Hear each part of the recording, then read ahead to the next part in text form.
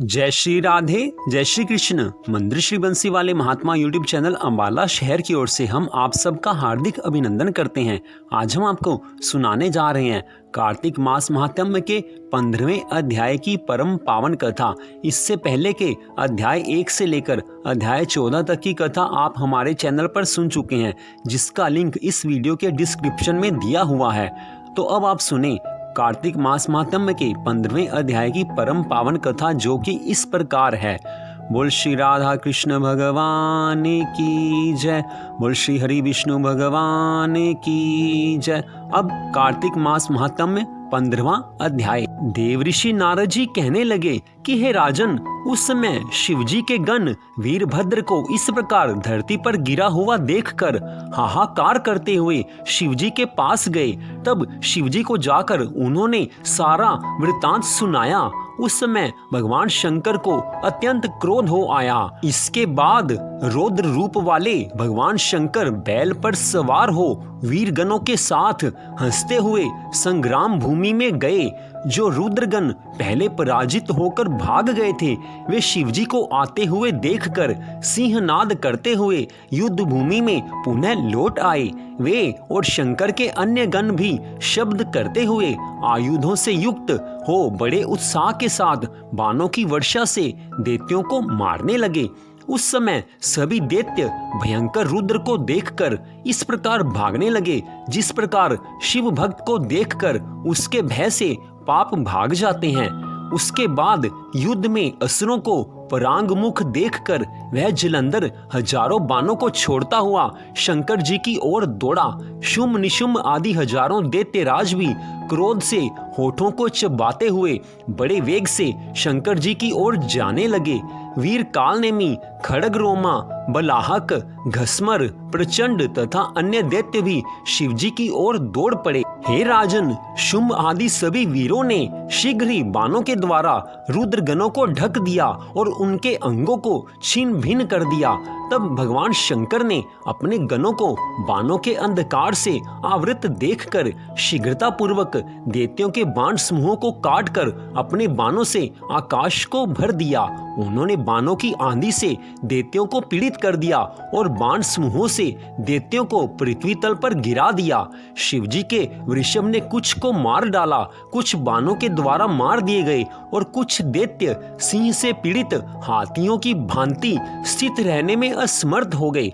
तब क्रोधाविष्ट मन वाला वह महादैत्य जलंधर शुम्भ आदि दैत्यों को धिक्कारने लगा और धैर्य युक्त होकर हंसता हुआ कहने लगा। जलंधर दैत्य ने शंकर जी से कहा कि भागकर पीठ दिखाते हुए माता के मल के समान इन दैत्यों को मारने से क्या लाभ, क्योंकि भयभीत लोगों को मारना श्लाघ्य तथा वीरों के लिए स्वर्गप्रद नहीं होता। यदि युद्ध में तुम्हारी श्रद्धा है, हृदय में थोड़ा सा भी साहस है तथा यदि ग्राम्य सुख में थोड़ी भी सप्राहा नहीं है, तो मेरे सामने खड़े रहो। उसके बाद जलंधर दैत्य अपने वीरों को समझाते हुए कहने लगा कि युद्ध भूमि में मर जाना अच्छा है। यह सभी कामनाओं का फल देने वाला, यश की प्राप्ति कराने वाला तथा विशेषकर मोक्ष देने वाला भी कहा गया है। जो रणभूमि में युद्ध करते हुए मारा जाता है, वह सन्यासी एवं परम ज्ञानी होता है और सूर्य मंडल को भेद कर परम पद को प्राप्त करता है। बुद्धिमानों को कभी भी कहीं भी मृत्यु से भयभीत नहीं होना चाहिए, क्योंकि समस्त उपायों से भी मृत्यु को रोका नहीं जा सकता है। ऐसा कहकर उसने अपने वीरों को बहुत तरह से समझाया, किंतु वह सभी वीर भय के कारण धैर्य धारण न कर सके और जलंधर के सभी साथी दैत्य रण से भागने लगे। तब अपनी सेना को भागती हुई देखकर महाबली सिंधुपुत्र जलंधर को बड़ा क्रोध आ गया। इसके बाद क्रोध में भरकर जलंधर भगवान शिव से बोला कि हे जटाधर, तुम आज मेरे साथ युद्ध करो। इन्हें मारने से क्या लाभ? यदि तुम्हारे पास कुछ बल है तो उसे दिखाओ। ऐसा कहकर उस महादैत्य ने भगवान शंकर पर 70 बाणों से प्रहार किया। महादेव जी ने अपने तक न पहुंचे हुए जलंधर के उन बाणों को अपने तीक्ष्ण बाणों से शीघ्र ही हंसते हंसते काट दिया और 7 बाणों से जलंधर दैत्य के घोड़े, पताका, छत्र और धनुष को काट गिराया। हे मुने, शंकर के लिए यह अद्भुत बात नहीं थी।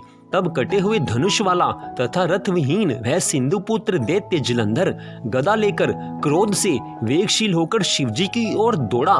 हे राजन, तब महान लीला करने वाले प्रभु महेश्वर ने उसके द्वारा चलाई गई गदा को शीघ्र ही सहसा 2 टुकड़ों में बांट दिया।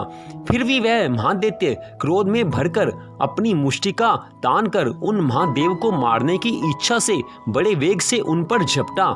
इतने में ईश्वर ने अपने बांस मुंहों से शीघ्र ही उस जलंधर को 1 कोस पीछे ढकेल दिया। इसके बाद जलंधर ने रुद्र को अपने से अधिक बलवान जानकर उनको मोहित करने वाली अद्भुत गांधर्वी माया का निर्माण किया। उस समय उसकी माया के प्रभाव से शंकर जी को मोहित करने के लिए अप्सराओं एवं गंधर्वों के अनेक गण प्रकट हो गए। उसके बाद गंधर्व तथा अप्सराओं के वे गण नाचने गाने लगे तथा दूसरे ताल, वेणु और मृदंग बजाने लगे। उस महान आश्चर्य को देखकर भगवान शंकर अपने गणों के साथ मोहित हो गए। उन्हें अपने हाथ से अस्त्रों के गिरने का भी ध्यान न रहा। इस प्रकार रुद्र को एकाग्रचित्त देखकर काम के वशीभूत वह दैत्य जलंधर बड़ी शीघ्रता से वहां पहुंचा जहां माता गौरी विराजमान थी। हे राजन, युद्ध भूमि में महाबली शुंभ तथा निशुंभ को नियुक्त कर तथा स्वयं 10 भुजा 5 मुख 3 नेत्र तथा जटा धारण कर महावृषभ पर आरूढ़ हो वह जलंधर अपनी आसुरी माया के प्रभाव से सर्वथा शंकर के समान सुशोभित होने लगा।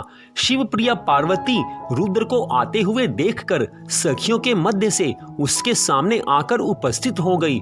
उस दैत्यराज ने ज्यों ही पार्वती को देखा उसी समय संयम रहित हो गया और उसके अंग जड़ हो गए।